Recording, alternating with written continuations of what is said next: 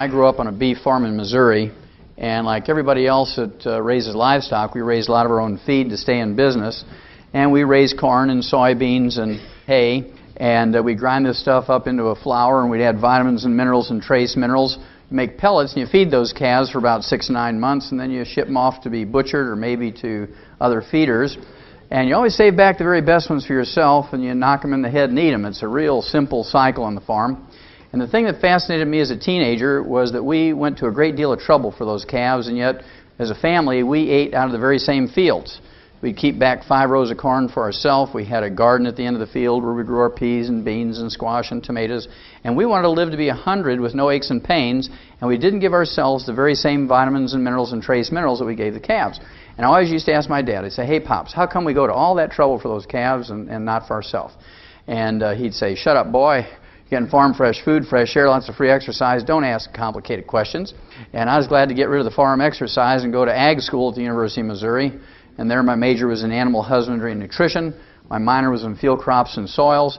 And I began to learn technical things about soil chemistry and how it related to tons and bushels per acre and ag economics. But I didn't get an answer to my basic question until I became a freshman veterinary student at the University of Missouri. And there I learned that the reason why we put all these vitamins and minerals and trace minerals into animal feeds, bottom line, is because we don't have insurance for them. We don't have Blue Cross, Blue Shield, major medical hospitalization, Medicare, Medicaid. And if we were to use a human health care type of system for animals, it'd be sticker shock for you. And your hamburger would cost you $275 a pound, boneless, skinless chicken breast would be $450 a pound, dozen eggs would be $50 just to pay for the health care. So we learned that we could keep the price of animal products such as meat and dairy and poultry and eggs down to where the average American could afford them simply by significantly reducing or totally eliminating health care costs. And we do that in animals by preventing and curing diseases with nutrition. Well, after graduating vet school, I went to Africa for a couple of years and got to work with Marlin Perkins from the old Mutual of Omaha Wild Kingdom days, and that was kind of a kick. Got to play Frank Buck, use a tranquilizer gun, tromp all over Central and South Africa for a couple of years. And then Marlin sent me a telegram and invited me back to the States. He'd gotten a $7.5 million grant from the National Institutes of Health, and this was more than 30 years ago, and this was to study pollution and ecology and the environment. And my job as the wildlife veterinarian on the project was to do autopsies of animals that died of natural causes in the big zoos around the United States. And I was supposed to identify or find a species of animals that was ultra-sensitive to pollution. And we're going to use that animal much like the old coal miners used to use canaries. You know how that goes. They take the canary down in the mine, and if methane gas or carbon monoxide were to leak in the mine, the canaries were more sensitive than the men and would drop off the perch and die, and long before the men were in danger of suffocating or blowing up. Well, to make a long story short, after some 12-plus years of working on this project, I had done some 17,500 autopsies in over 454 species of animals, plus 3,000 human beings for a comparison. And what I learned was that every animal and human being who dies of natural causes dies of a nutritional deficiency disease. And I got kind of excited about nutrition again, and I wrote 75 scientific papers on the subject, wrote chapters for 8 multi-author textbooks, actually contributed a textbook myself, 1,000 pages, 2,000 illustrations, and through the news releases that were in the big universities I worked with, I was on 2020. It was in 1,700 newspapers around the world through the UPI and AP Newswire services. And with all this public exposure and with all this scientific exposure, I couldn't get people who are in a position of authority, either in medical research or in politics, to get too concerned or interested in preventing and curing diseases in human beings with nutrition, just like we did in animals. Well, I got frustrated enough, I went back to school in Portland, Oregon, became a physician, and I practiced there for 12 years as a general family practitioner. And I sewed up chainsaw wounds, delivered babies, used everything that I'd learned in veterinary nutrition on my human patients, and it was no surprise to me that it worked just as well in people as it did in animals. Well, to get started, I always like to talk about longevity, and the human being has the genetic potential to live healthily, to be 120. I'm going to prove that to you in just a minute.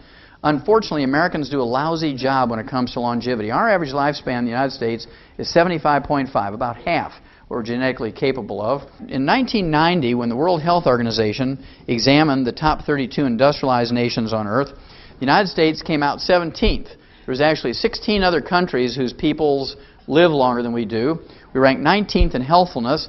That meant that there were 18 other countries whose peoples live longer than we do before they develop heart disease and cancer and diabetes and arthritis and osteoporosis. We ranked 23rd when it came to live births and first-year survivabilities of babies.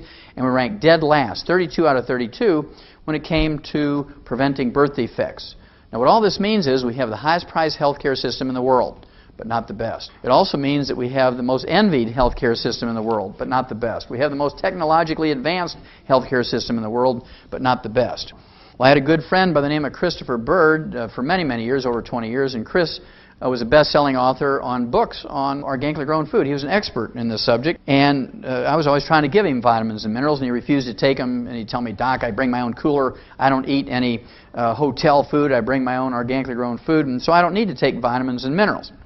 Well, I was changing planes, again, in Atlanta, had an hour to kill, picked up the local newspaper, and guess whose obituary I found in the newspaper? Chris Bird. Of course, again, he was a best-selling author of books, The Secret Life of Plants, The Secrets of the Soil, and he died at age 68 from a ruptured aneurysm, a type of stroke, 7.5 years before the average American dies. And he led a pristine life, lived up in the mountains, had an organically grown garden, collected herbs, like Yule Gibbons, and ate wild hickory nuts and all those kind of things. And because of his belief, he died of a copper deficiency. And I'll show you in a minute that copper deficiency causes ruptured aneurysms. And it's just a tragic thing that people have so much to give and die at less than half their genetic potential for longevity. A lot of people say to me, Doc, I don't need to take vitamins and minerals and trace minerals because I use herbs. Now, herbs are not nutrition. You have to understand that herbs are not nutrition. They are great plant medicines. They're safer. They're more economical, and in most cases are more effective than prescription medications that doctors will give you, but they're plant medicines. If you have diarrhea, they can tighten you up. If you have constipation, they can loosen you up. If you have hypertension or high blood pressure, they can bring it down. If you have a fever, they can bring it down. But don't expect to get enough calcium or selenium or boron or copper or vitamin A from herbs. Well, I've been doing biomedical research and clinical research in animals and human beings, and I can tell you no matter how you look at health and longevity, whether it be in animals or human beings, there's only really two concepts you have to deal with. Concept number one I refer to as avoid stepping on the landmines. This is where you don't want to throw away your healthy physical body wastefully. You don't want to smoke. Don't abuse alcohol. Don't do drugs. Don't jog down the highway at 2 o'clock in the morning wearing an all-black ninja suit. You're going to get hit by a truck mirror, right? Whenever a doctor says, here's our options, never say, Doc, whatever you say, you're the doctor. When a doctor says, here's our options, what you want to do is say, look, I want copies of all these records and tests, I want copies of the x-rays, and go visit 3 other doctors and 3 other hospitals. You want to talk to 12 of their living patients that had gone through this procedure. Talk to them, see if you really want to do this. I mean, you do this for your driveway and your roof and your fence and your yard and all that kind of stuff. Why not for your own physical body? That's concept number one. Now that you've avoided the landmines, you're in a good position to do all the positive things that you need to do to go on to live to be over 100. Basically, what you want to do is take all the essential nutrients. 60, that's 60 minerals, 16 vitamins, 12 essential amino acids, and 3 essential fatty acids. And they're called essential nutrients for 2 reasons. Number 1, your body cannot manufacture them. You must consume these every day, either as food or as supplements. Number 2, if any one of these essential nutrients is missing for a couple of months, couple of years, you get on the average 10 deficiency diseases. You have everything to gain, nothing to lose by supplementing properly. Well, the medical profession, of course, has this malignant dumb belief that you can get everything you need from your 4 food groups. My favorite article of all time in the press was April 6, 1992, Time magazine, cover article, The Real Power of Vitamins. New research shows it may help fight cancer, heart disease, and the ravages of aging. 6 positive pages. If you haven't read it, I'd urge you to go to a public library, school library, dig it out and read it. There was only one negative sentence, and as you might guess, it was offered by a medical doctor who was actually contacted by the writer of the article, said, what do you think about vitamins and minerals and trace minerals as supplements for human nutrition? Here's what he said, quote, popping vitamins doesn't do you any good, sniffs Dr. Victor Herbert, a professor of medicine at New York City's Mount Sinai Medical School. We get all the vitamins we need in our diets, and taking supplements just gives you expensive urine, unquote. Now, Missouri translation of that is you're just peeing away your money.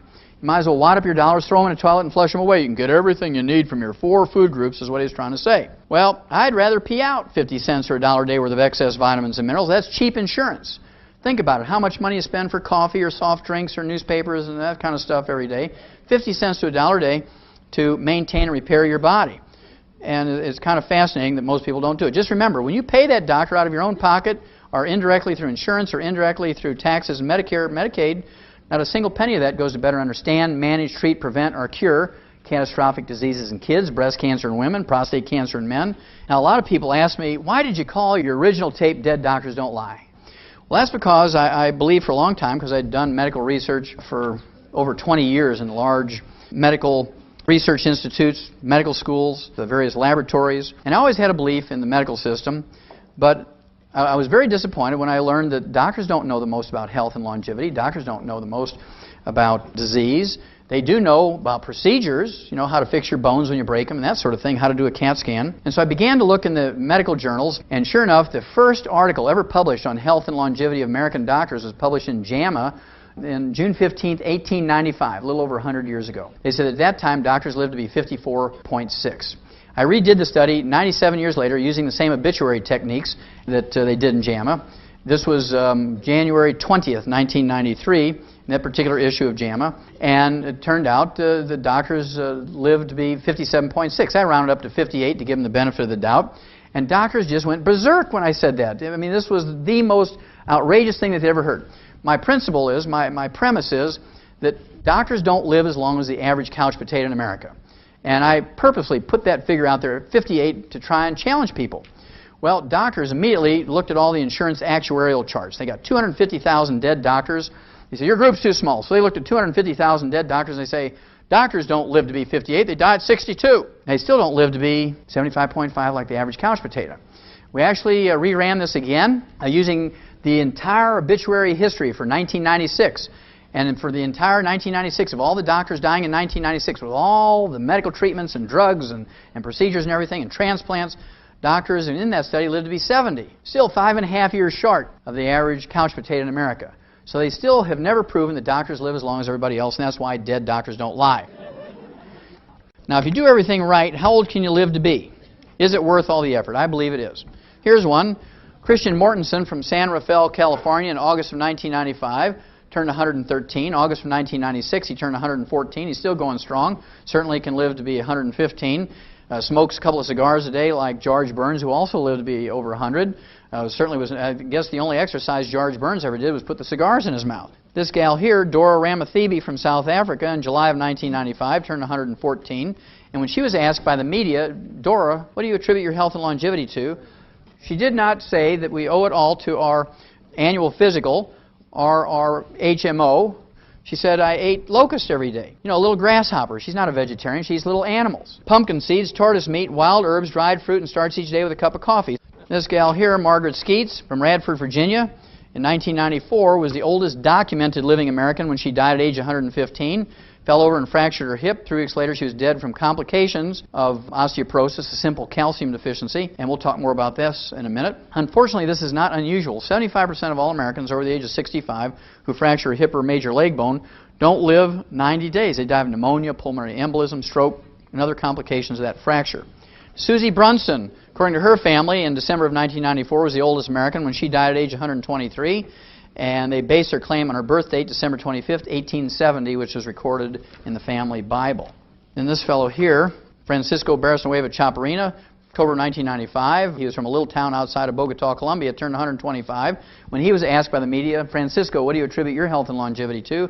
He said, well, I drink a gallon of goat's milk every day. Also, it's kind of fascinating in his birthday announcement. This is not an obituary, this is a birthday announcement. Said that over 40 years ago, his physicians told him he only had a couple of months to live, so he had his sons build him a coffin. And he's been waking up every morning for more than 40 years, sitting by that coffin waiting to die.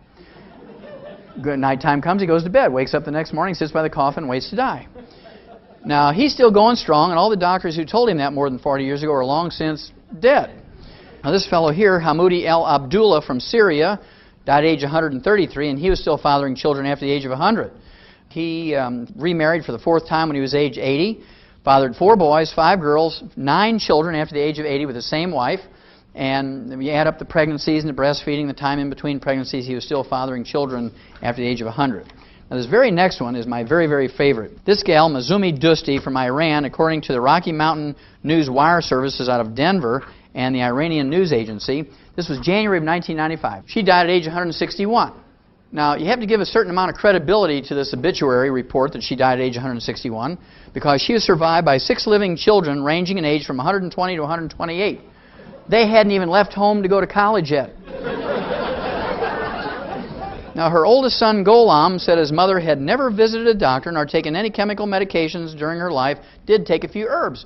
So if you kind of think about it, every one of these people who live to be over 100, 120, 130, 160, these people are not from the United States or Canada or Germany or England. Kind of interesting, isn't it? Most of them are from third world countries. They're furthest away from medical help, and they live to be old. So that we're beginning to collect information here. The last one we want to look at, the National Geographic Society, a very respected group of people, scientists and so forth, and support groups for science, comes out with a monthly magazine, the National Geographic magazine, of course. And they, in January of 1973, came out with a nifty special issue on longevity. They looked at cultures whose people live to be 120, and they documented the oldest living human being that they could find based on their criteria. This fellow, by the name of Sherali Mizmulov from Azerbaijan, a little country just south of Russian Georgia in western Russia today, they documented him as being 167 years old. Remember, this is the National Geographic Society, not the National Enquirer.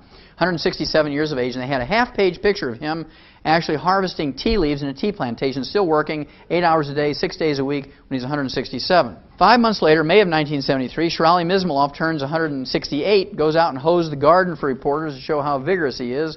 Now, for at least 50, maybe 70 years, medical doctors in America have been poo-pooing the idea that you could live well beyond 100. You know, people who lived 115, 120, they were 1 in 6 billion. It wasn't something that everybody could look forward to. And anybody who tried to teach people how to live to be 110, 120, 140 were considered charlatans and quacks and taking advantage of older people.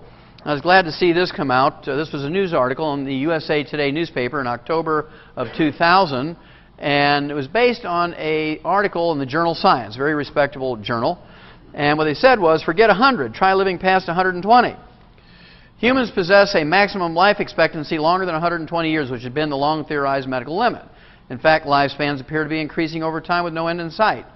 Now, the cute part of this is, now that there's no doubt about it, everybody agrees that human beings, including Americans, have the genetic capacity to live well beyond 120. Doctors want to take credit for it. The things that have actually increased our longevity from 45 average lifespan in 1895 to 75.5 today, which is an increase of about 30 and a half years, are sewers and good clean water.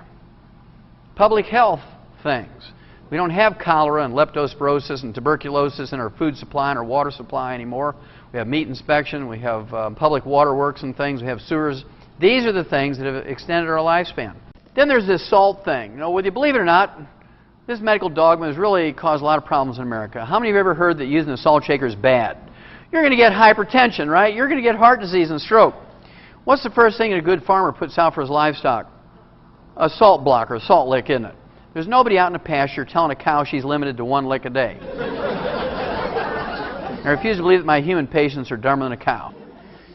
Say, look, go ahead and pick up a salt shaker. You're going to see that lightning won't strike you. You can go ahead and salt your food to taste. You can salt your body. Nothing bad is going to happen. And 98% of my patients love it. They bring me hundreds of new patients every month who want to use salt and not feel guilty about it. And 2% of the bean counters, they say, now, Wallach, we love you and respect you. We have this high-priced cardiologist that says you're flying in the face of all the weight of medical evidence. You can't tell people that they can use a salt shaker because you're going to kill them with high blood pressure and heart disease and stroke. And I've been vindicated in this belief. This was actually a study that was published in the New York Times, May 22nd, 1996. And this study was abstracted from JAMA, the Journal of the American Medical Association, the most prestigious medical journal in the world, according to themselves.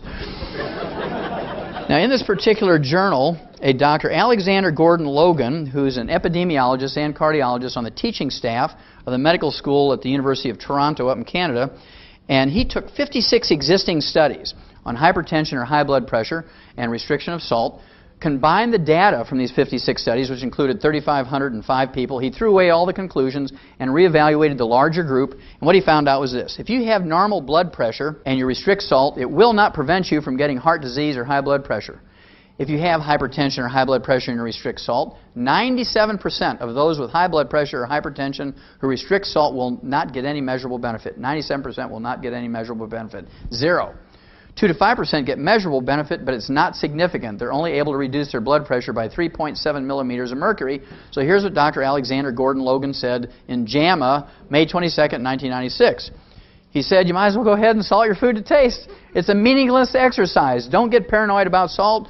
It has nothing to do with blood pressure problems. There has never been one single iota of proof that restricting salt has any benefit. It's just one of those medical myths, he called it, but I'm going to call it a medical caca. Now, if it's not salt, what causes high blood pressure? Well, it's not salt, first of all, because salt is an essential nutrient. It has a combination of sodium and chloride, both of which you need. And according to the American Heart Association, the minimum daily requirement for a 150-pound person for salt each day is a heaping teaspoon, 6 to 9 grams of salt a day. Now, the Japanese who live longer than we do, the Japanese who live 4.1 years longer than we do and have half the cancer rate, they eat 12 grams of salt a day. They eat 3 times the salt we do. And they live 4 years longer, have half the cardiovascular disease rate, and half the cancer rate we do, and yet they eat 3 times as much salt as we do. So you're beginning to put the puzzle together that doctors really don't know what they're talking about. That's why dead doctors don't lie. Well, if it's not the salt, and if it's not genetic, what is it? Well, it's actually just a simple mineral deficiency. Raise your hand if you ever heard that cholesterol's bad. And you got to get it low in your blood. You got to have a low cholesterol diet, otherwise you're going to get heart disease, right? Doctors would like to blame all cardiovascular disease on cholesterol. We've known for 75 years in the animal industry that cholesterol is not a boogeyman. There's not a single disease that's caused by elevated blood cholesterol or triglycerides. You can find me one. I'll give you $1 million in small bills in any offshore account you want. There's not a single disease that's caused by elevated blood cholesterol or triglycerides. Elevated blood cholesterol and triglycerides are really just a warning signal, much like a fever. Fevers don't cause infections, but when you have an infection with a bacteria, a virus, a fungus, maybe a parasite, you can get a fever. You can have a broken leg and get a fever. You can have cancer and get a fever. You can have liver disease and get a fever. Babies get a fever when they teethe. And so you have to kind of sort it out. When somebody comes into a doctor's office with a fever, you have to say, well, okay, here's my whole list called a differential diagnosis, all the things that cause fever. If they're 80 years old, you can quickly rule out teething, right?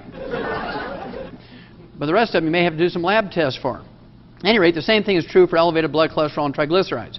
When you have elevated blood cholesterol and triglycerides, it might mean that you have hypothyroidism or low-functioning thyroid gland. You could have diabetes. You could have deficiencies of niacin, chromium, vanadium, the essential fatty acids. You could have liver disease. All kinds of reasons why you might have elevated blood cholesterol and triglycerides, but they in themselves don't cause any problems. Now, the Eskimos above the Arctic Circle have a traditional diet that's 98% red meat and blubber. They eat whale meat, whale blubber, walrus meat, walrus blubber, seal meat, seal blubber, bear meat, bear fat. There's not a single Eskimo above the Arctic Circle that has a Mr. Juice Man juice or eats organically grown broccoli. Their average cholesterol ranges from 250 to 350, and yet they're legendary for not getting cardiovascular disease until they come down to the lower 48 and eat like us. Then when they get the cardiovascular disease, they go back home to die up above the Arctic Circle. They start eating whale blubber again, and it goes away. Well, learning all that, I felt very confident in telling my patients, look, we're going to do something different. My goal as a physician is to have my patients die at an average age of 100. I don't want my patients dying at 75.5. I want to give them another 25 years. I want the average lifespan for my patients to be 100.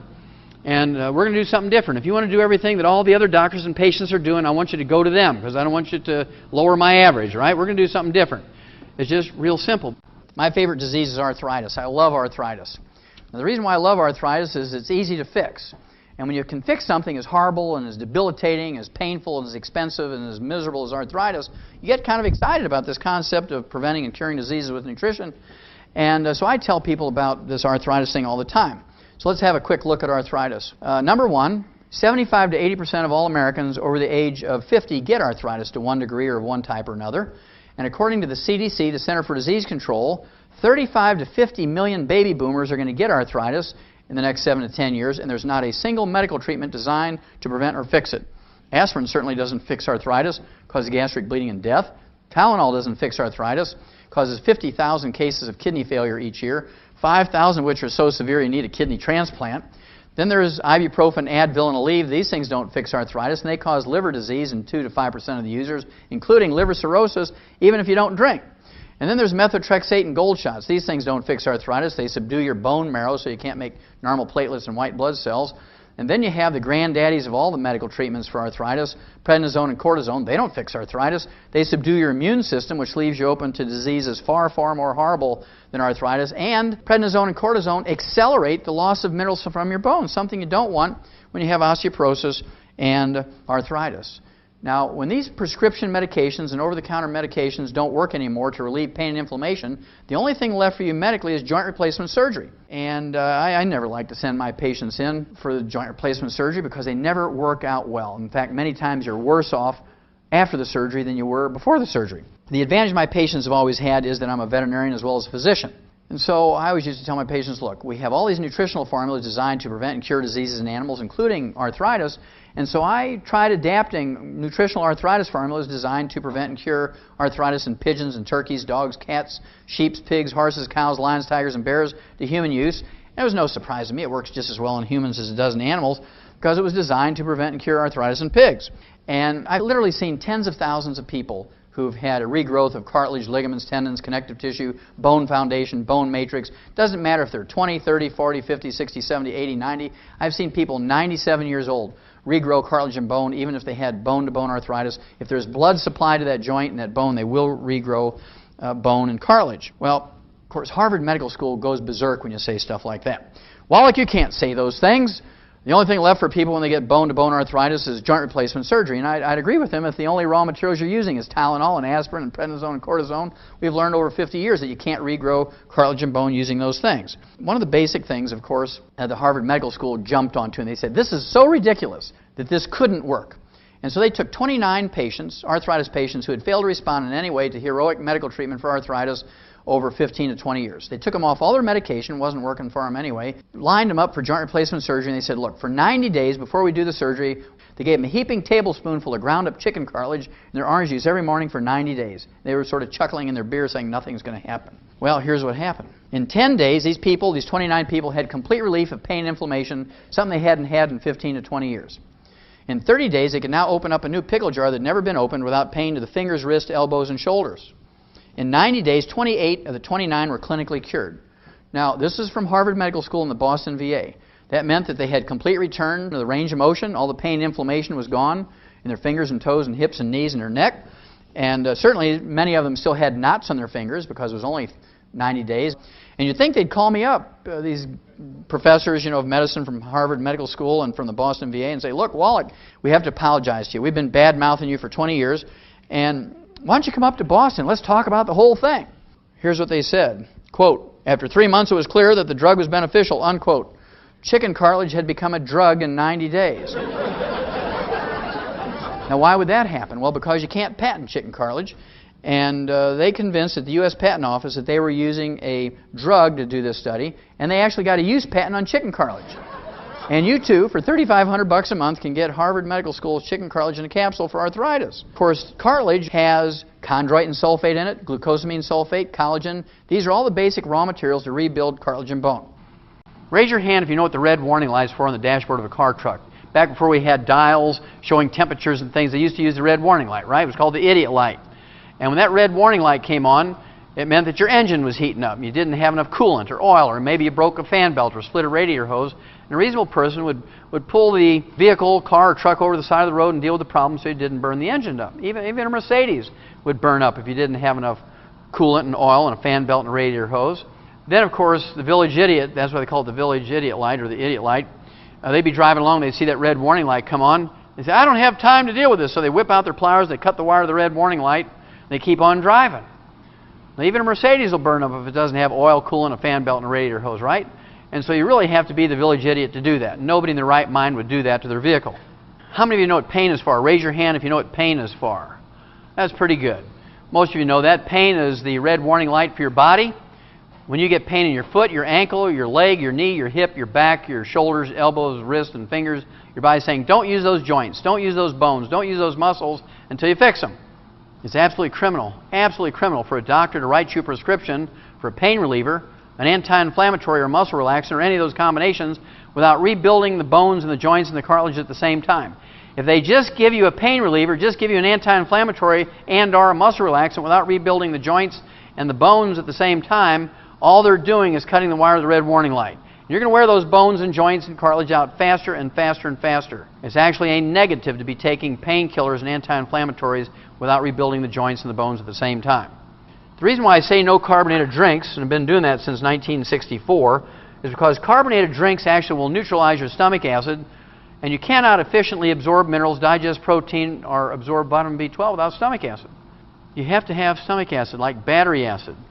Doctors have the criminal belief that you don't need stomach acid, and they give you all these drugs to get rid of your stomach acid, antacids, and they give you drugs to stop producing stomach acid, right? They don't want you to have stomach acid.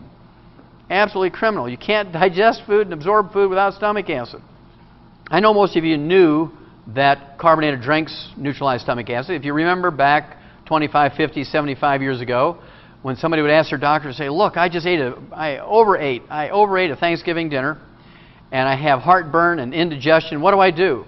And that was before they had Zantac. They say, well, take some 7-Up, drink some ginger ale, drink some club soda, take some sparkling water, because the carbonation will neutralize your stomach acid and give you some relief, and it would. Now, if you do that 3 times a year, drink a carbonated drink 3 times a year for Thanksgiving and Christmas and Easter because you overeat during those holidays, that's okay. You're going to survive. But when you're drinking 2, 3, 4, 5, 6, 8, 10 carbonated drinks a day, you're not going to survive. Because over the long haul, you will not be able to absorb the nutrients. You're going to get some horrible combination of terrible diseases. This came out June of 2000. And this is a Harvard study on 460 junior high school girls in 9th and 10th grade. And what they found out was that those junior high school girls who drank 1 non-cola carbonated drink every day, they increased their risk of fractures and osteoporosis as a teenager by 300%. They found out that if they drank 1 carbonated cola drink, a cola carbonated drink every day, they increased the risk of fractures and osteoporosis as a teenager by 500%. Now, do you think that this is more dangerous for teenagers or adults? It's much more dangerous for adults because you only have 25% bone matrix, and you're very, very slow to recover. Where teenagers have 40% bone matrix, and they can recover in a week's time. We learned in 1957 from a turkey study where they took 250,000 turkeys, and they put them on a complete turkey pellet, trying to get them to finish for market within a few days or a week or so of each other. And in the first 13 weeks, fully half of them, 125,000 of them, died. Farmers were out there every morning. They picked them up every morning by the bushel basketful, took them to the state diagnostic lab to see what they died from. When they opened them up, every one of them had died of a ruptured aortic aneurysm. And one of the clever pathologists says that's got to be due to a copper deficiency, because copper is required to manufacture the elastic fibers of arteries and skin and other tissues, and the mechanism of an aneurysm is identical to the mechanism of a balloon on a weakened wall of a tire. You know, when you hit a chuck hole with your tire and you break the cords, the internal pressure blows a balloon. You overload that tire with weight or heat it up on a highway, it blows out. Same way with an aneurysm. When you have a copper deficiency, you get a breakdown of the elastic fibers in that artery, the internal pressure. Even normal blood pressure will blow a balloon in that artery, and a balloon in an artery is called an aneurysm. And of course, if it's in a strategic place like the brain, the carotid artery, the coronary arteries, the large arteries, the aorta, pulmonary artery, renal arteries, they blow out, you die suddenly, just like you've been shot. Well, they got excited about this. They doubled the amount of copper in these pellets. The next year they tried to raise 500,000 turkeys, and they did not lose a single one from a ruptured aneurysm. They went from a 50% loss to a 0% loss just by adding a little bit of copper to those pellets. So they said, well, maybe the same thing is true for humans. And in 1958, they started looking at copper deficiency in various species of animals and humans, and here's what they found out. The very first symptom of copper deficiency is white, gray, and silver hair. Copper is required as a cofactor to manufacture hair pigment. Doesn't matter if it's blonde, red, brown, or black hair. And I see a lot of copper deficiency in this room. I can almost tell you which people, men and women, who have colored their hair, get pretty good at that, as being a physician. And you don't want to be like a medical doctor and just treat the symptoms. If you're just coloring your hair, you're treating the symptoms. You need to do the basic thing of take some colloidal copper. And if you don't, what's going to happen is you get a breakdown of the elastic fibers in your skin, and you start getting crow's feet around the corners of your eyes and your mouth. Parts of your anatomy begin to sag, and you know you're in trouble when your doctor tells you, look, I've got a golf buddy down the hall who's a plastic surgeon. For $10,000, he'll make you look 20 years younger. But you don't need a facelift, a booby lift, a tummy tuck, or a derriere lift. All you need is some copper, and everything will come back up just like you have a hydraulic jack under it. It'll just come right back up. Those elastic fibers tighten right up.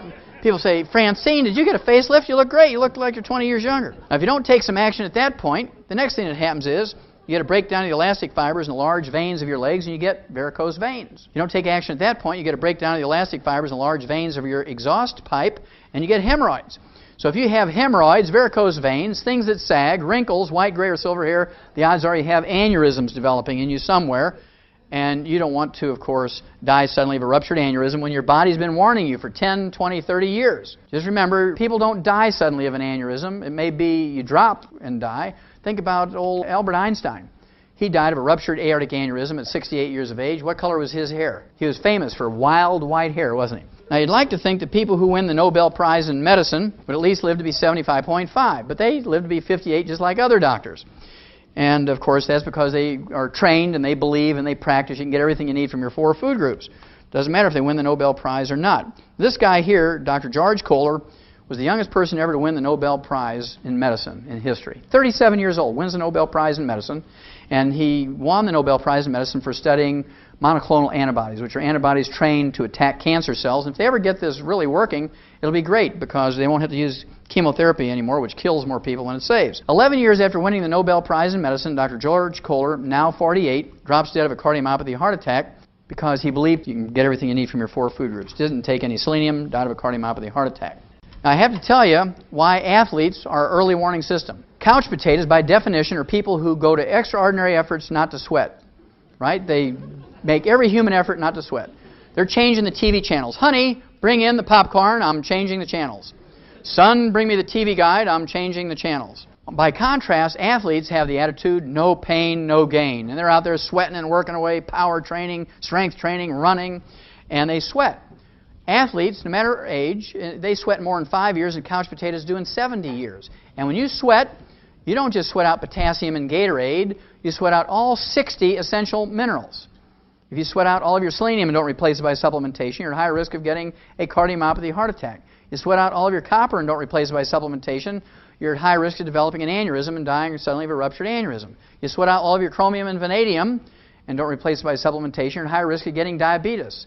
And if you sweat out all of your calcium and magnesium and boron and zinc and sulfur and other minerals that are required for cartilage, ligaments, tendons, connective tissue, bone, you're going to get a joint and bone injury. What is the biggest single cause of an athlete's career being ended early? Joint and bone problems, right? And that's because they sweat out all the basic minerals that they need to maintain those parts of their body, and they don't supplement with them because doctors tell them that they can get everything they need by eating their 4 food groups. Well, what are the early warning systems for mineral deficiencies? We already told you about white, gray, or silver hair for a copper deficiency. Liver spots or age spots on the back of your hand, side of your face, or neck. These things are caused by a selenium deficiency. And you know, again, about selenium deficiency. Then, of course, you have toe cramps, leg cramps. You can have hypertension. These things are all caused by a deficiency of calcium. And if you're an athlete at age 25 or 15 and you get a leg cramp, that's a calcium deficiency, your body's telling you, if you don't stop drinking those Pepsis and start supplementing with some calcium, by the time you're 40, 50, 60 years old, you're going to have arthritis and osteoporosis. But most people say, well, I got to get this high-priced trainer. I need somebody who can give me massage therapy because I have a cramp. And they don't go and take their supplements.